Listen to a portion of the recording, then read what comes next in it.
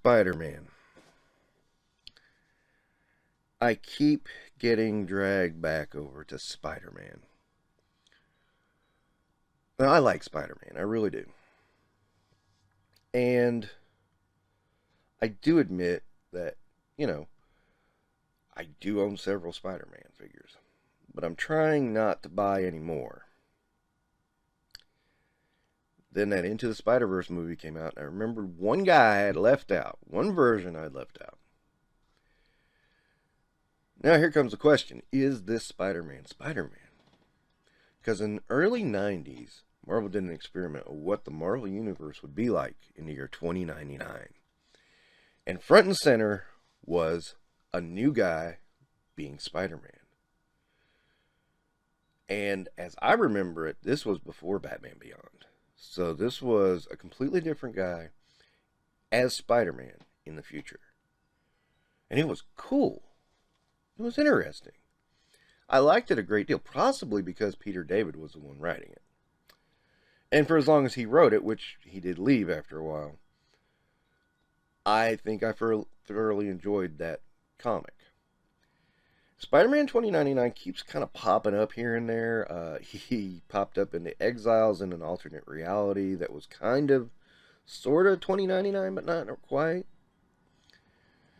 And then, he pops up again and again. Now he's popped up and into the Spider-Verse. And I wonder why. And I think it's funny that a character is sort of like ancillary to the main still gains that kind of popularity. Now then it comes the question, is this really Spider-Man though? I mean, it is a version of Spider-Man. But it is not Peter Parker. It has very little to do with Peter Parker. Other than name. Spider-Man. And it's not a hard name. And, to me sometimes I think of Spider-Man 2099 as a totally different character.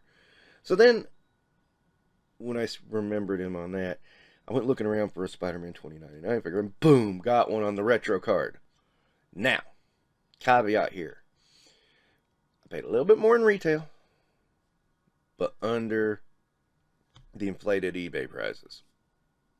So, I did pay a little bit more, but not exorbitant. So I'm happy about that. The guy knew I was an opener anyway, so he knew it was gonna, I'm gonna shoot the value down immediately upon getting it. So what do I think? I gotta say, I actually like the figure.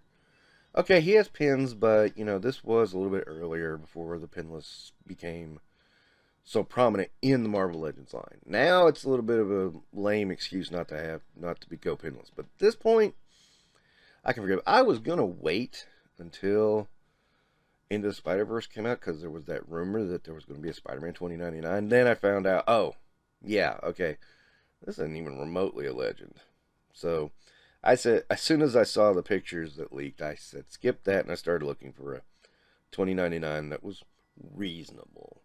Now, I mean, reasonable is maybe a few dollars above retail, but not like twice as much.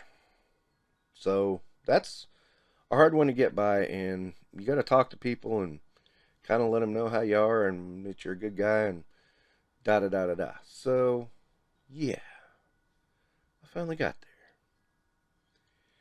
there. And I dig this figure. I mean, it is a cool figure of Spider-Man 2099.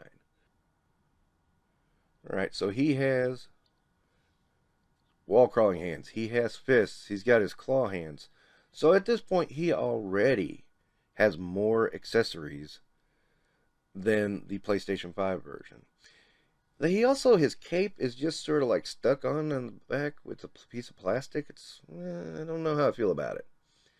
It's okay. I mean, it's there at least. I seem to remember the 5-inch Toy Biz one had a cloth cape. So that, I thought, worked better. As you know, I keep saying I'm easing out of Marvel Legends. I got a few more names on my list. This was a big one.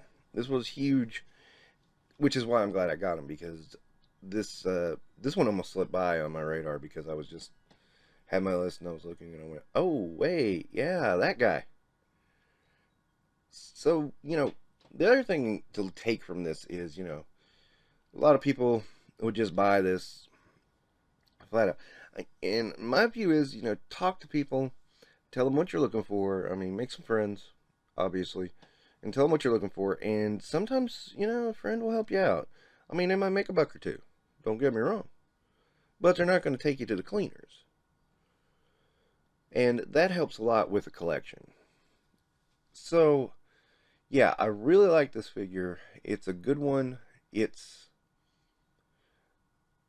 could have been greater, I suppose. I mean, it is a little dark, but I noticed in the camera though, it doesn't look as dark as it does in person. I'm a little confused by that. I don't know if there's and I took it out into, some really bright light called the sun, just to see if it was just the lighting. No, it does look a little bit darker. Of course, Spider-Man 2099 was a little bit, I mean, the costume was darker. So maybe they were leaning into that a little bit. But, here on camera it looks like it's lightened up a bit. And, and I know cameras don't capture color perfectly, but, I expected it to be a little bit closer. Anyway, it's not a deal breaker or anything like that. I mean, it's just an observation. Am I forced into another rating? Yeah, okay, I'll go 4.5 stars. I mean, it's a Marvel Legend. It does the articulation as you would expect, and etc., etc. And again, I can forgive the pins because this is a little further back. You give a little bit of leeway to further back because, tech at the time gives you what it gives. Whereas, technology today is a lot better. We know a lot more things and we do a lot more things. And these things are possible if you try.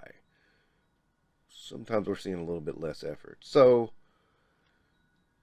big difference. If they had turned this out today, yeah, I probably would have been a little bit, hey, I shouldn't have pins.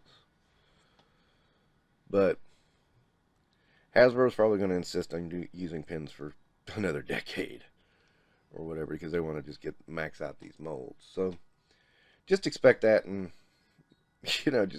I'm usually knock off half a star for that alone. But for this one, I am going to give it 4.5 stars. I think it's a really good representation. Little thin, but not terribly. So, I won't really knock it for that, but that's kind of where the half star comes off, is that it's a little thin. But, could be worse. That's it for Infinite Realms. Don't forget to like and subscribe.